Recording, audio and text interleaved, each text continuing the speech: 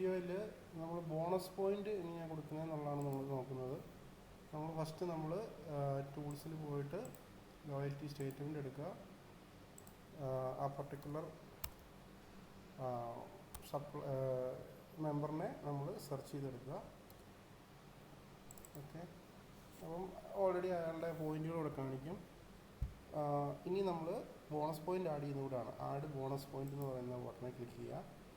എന്നിട്ട് ഇവിടെ നമ്മൾ ആഡ് പോയിന്റ് ആയിട്ടാണ് ആഡ് ചെയ്യേണ്ടത്.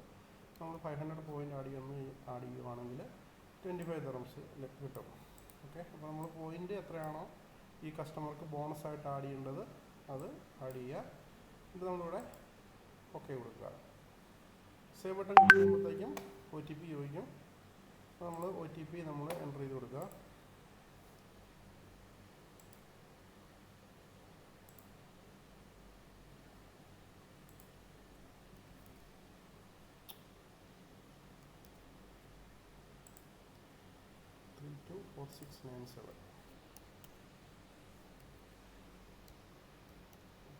നമ്മളിവിടെ ഓക്കെ അടിച്ച് കഴിഞ്ഞാൽ ഓൾറെഡി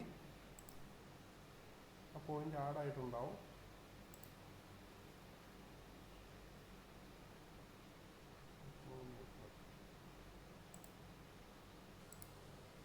നമുക്കിങ്ങനെ ബോണസ് പോയിന്റ് ആഡ് എന്ന് പറഞ്ഞൊരു മെസ്സേജ് വരും. അവിടെ ഓക്കെ കൊടുക്കുക. ഇത് വീണ്ടും നമ്മൾ ഒരു 25 ഏപ്രിലിൽ ബോണസ് പോയിന്റ് ആഡായിട്ടുണ്ട്. 25 ദിർഹംസിൻ്റെ 500 പോയിന്റ് ആഡായിട്ടുണ്ട്. ഇങ്ങനെയാണ് നമ്മൾ പോയിന്റ് ആഡ് ചെയ്യുന്നത്. ഒന്നുകൂടെ കാണിച്ചു തരാം. നമ്മൾ ടൂൾസിൽ പോവുക, ലോയൽറ്റി സ്റ്റേറ്റ്മെൻറ്റ് എടുക്കുക, മെമ്പറെ സെലക്ട് ചെയ്യുക,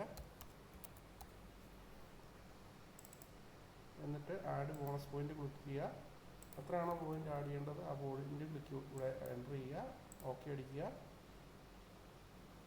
OTP നമ്മൾ അടിച്ചു കൊടുക്കുക 542133.